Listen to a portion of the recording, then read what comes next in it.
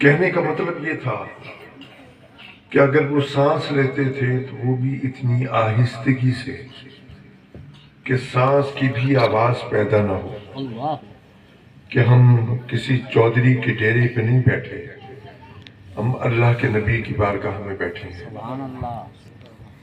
یہ ادب تھا حضور کی بارگاہ کا جو ہمیں صحابہ کرام نے بتایا۔ صحابہ جب حضور کی بارگاہ میں حاضر ہوتے، حضور کے کاشانے پر، آپ کے مکان پر جاتے، تو اس وقت کچھ ایسے بھی تھے جو زیادہ پڑھے لکھے نہیں تھے، ان کو اس وقت ادب آداب کا بھی زیادہ لحاظ اور پاس نہیں تھا، تو وہ حضور کو اس طرح بلاتے تھے، یا محمد یا محمد۔ اللہ تبارک و تعالیٰ نے اپنے کلام میں ان لوگوں کو، ان صحابہ کو حکم دیا کہ تم میرے نبی کو ایسے مت بلایا کرو جیسے تم ایک دوسرے کو بلاتے ہو۔ حضرات محترم، اللہ تبارک و تعالیٰ اپنے حبیب علیہ السلام کی بارگاہ کا ہمیں ادب سکھا رہا ہے۔ میں ان نوجوانوں کو کہنا چاہتا ہوں کہ جب بھی تم اس مجلس میں آیا کرو تو اس طرح اٹھ کے مت آیا کرو۔ تمہارے گھروں میں کوئی ٹوپی نہیں ہوتی، تمہارے گھروں میں کوئی امامہ، کوئی صافہ نہیں ہوتا، تو چلو کوئی ٹوپی تو ہوتی ہو۔ تم نماز نہیں پڑھتے، مسجدوں میں نہیں جاتے، تو چلو گھر پر مصلی بچھا کر نماز پڑھتے ہوگے، تو بیٹا ٹوپی تو کہیں نہ کہیں نکل ہی آئے گی۔ اس کا مقصد کیا ہے کہ جب ہم اللہ اور اس کے رسول کی بارگاہ میں حاضر ہوں تو ہم سر ڈھانپ کر جائیں۔ یہ یاد رکھو کہ اس سے بڑی مجلس کوئی نہیں ہوتی۔ اگر آپ کو پریزیڈنٹ آف پاکستان بلائے، کہیں سے آرمی چیف کی طرف سے پیغام آئے، وزیر اعلیٰ کی طرف سے دعوت آئے کہ جی پروگرام ہے آپ آئیں، کوئی شادی ہو، کوئی تقریب ہو، آپ کو کسی ڈی سی کمشنر کے پاس جانا ہو، تو آپ جناب اپنے کپڑوں کا، اپنے لباس کا لحاظ رکھیں گے، ایسے اٹھ کے نہیں جاؤ گے۔ یہ تو چھوٹے چھوٹے لوگ ہیں، اور جو اللہ کا حبیب ہو، ہم اس کی بارگاہ میں جائیں تو ہمیں کس طرح جانا چاہیے۔ اللہ کی عزت کی قسم میں کپڑے بدل کے آیا، حالانکہ میرے کپڑے صاف تھے، میں نے سر پہ امامہ باندھا، سبحان اللہ۔ میں ٹوپی پہنے ہوئے تھا، اس خیال سے کہ میں اپنے سیدی کی بارگاہ میں جا رہا ہوں۔ سبحان اللہ۔ ہمیں حضور کی بارگاہ میں جانے کا ادب ہمیشہ ملحوظ رکھنا چاہیے۔ بچوں، یہ کوئی معمولی بات نہیں ہے۔ آپ حضور کی بارگاہ میں بیٹھے ہیں، میرے بھائی نعتیں پڑھ رہے ہیں حضور کی شان میں، آپ باتیں کر رہے ہیں، یہ بات مناسب نہیں۔ مجھے یقین ہے کہ ان بچوں کے والدین اگر وہ یہاں موجود نہیں تو ان تک میری آواز پہنچے گی، اور وہ اپنے بچوں کو ان مجالس میں بھیجیں گے اور ادب سکھا کر بھیجیں گے۔ حضرات محترم، بڑا عجیب زمانہ ہے۔ پہلے تو میں مبارکباد دوں اپنے شاہد بھائی کو، جنہوں نے مجھے کئی دن پہلے مجھے آج کی اس تقریب کی دعوت دی۔ اب یقین کریں، مجھے میرے دل کو سکون ملتا ہے جب میں حضور کی مجلس، کسی بھی مجلس میں جاؤں، اس سے فرق نہیں پڑتا وہاں کتنے لوگ بیٹھے ہیں۔ خدا کی قسم، میں ابھی کل، یہ پرسوں کی بات تھی، پرسوں میں اتنے بڑے مجمع کر کے آ رہا ہوں کہ بندے شمار نہیں ہو سکتے تھے جو میرے انتظار میں بیٹھے تھے۔ کاظمی صاحب آئیں گے، ہزاروں کی تعداد میں مجمع تھا۔ مجھے اس سے کوئی فرق نہیں پڑتا، میں تو حضور کا میلاد پڑھنے گیا تھا، میں تو اپنے نبی کا ذکر کرنے گیا۔ یہ ذکر نثر میں ہو یا نظم میں ہو، نعت میں ہو یا تقریر میں ہو، اس سے کیا فرق پڑتا ہے؟ مقصود تو حضور کا ذکر ہے۔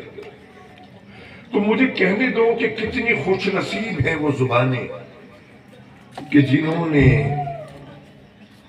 اپنی آشفتگی کے لیے، اپنی عاشقی کے لیے، اپنے ذکر کے لیے اللہ کے محبوب کو چنا ہے۔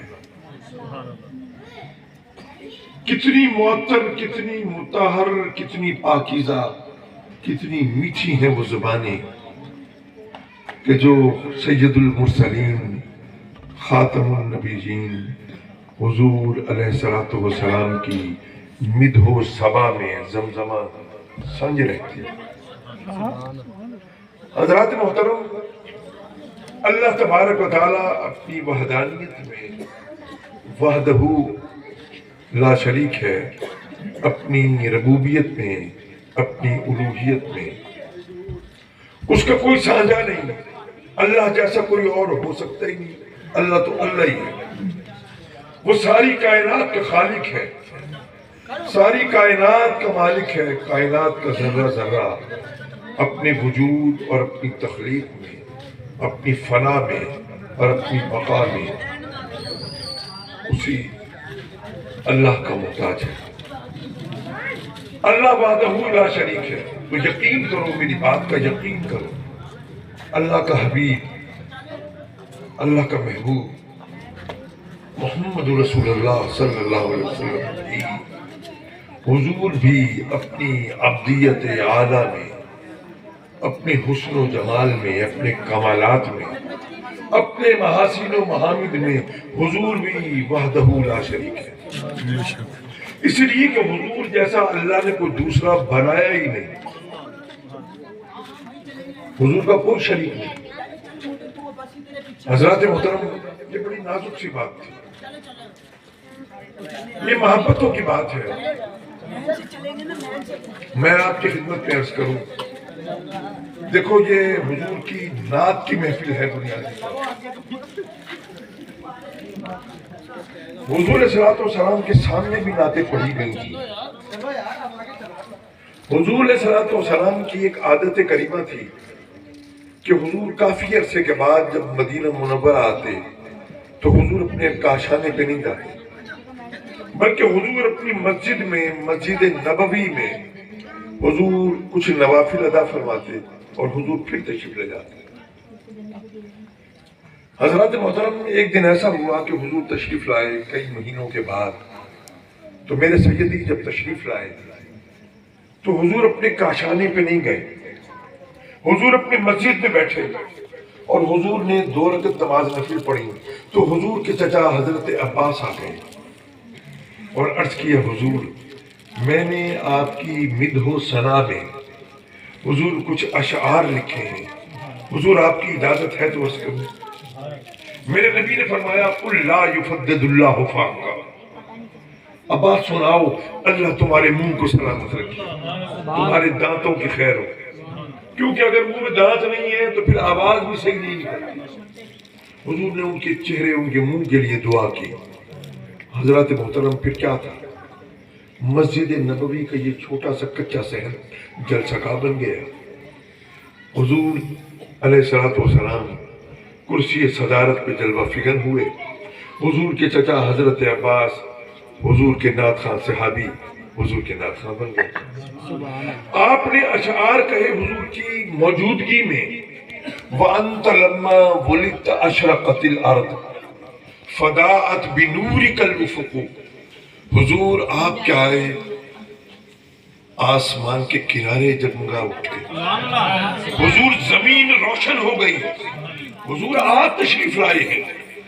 حضرات محترم، حضور کے چچا حضور کے سامنے یہ اشعار پڑھ رہے ہیں اور حضور کو نور کہہ رہے ہیں۔ وَنَحْنُ فِي ذَلِكَ الضِّيَاءِ وَفِي النُّورِ وَسُبُلُ الرَّشَادِ نَخْتَرِقُ۔ حضور ہم آپ کے لائے ہوئے دین میں ہدایت کے راستے تلاش کر رہے ہیں۔ وَرَدْتَ نَارًا خَلِيلِ مُقْتَتِبًا فِي صُلْبِهِ أَنْتَ كَيْفَ يَحْتَرِقُ۔ حضور آپ کے جد امجد جو حضرت خلیل تھے نا، وہ اللہ کے خلیل تھے، اللہ کے نبی۔ حضور ان کو جب بھڑکتی ہوئی آگ میں ڈالا گیا تو آگ تو سرد پڑ گئی، آگ ان کو جلا نہیں سکتی تھی، تو حضور ان کو آگ کے نہ جلانے کی وجہ یہ تھی فی صلبہ انت کیف یحترقو، حضور ان کے صلب میں آپ موجود تھے. نعرہ تکبیر، رسالت، رسالت، تحقیق، نعرہ حیدری. فتح مکہ کے بعد حضور علیہ الصلوۃ والسلام 10,000 صحابہ کبار کے ہمراہ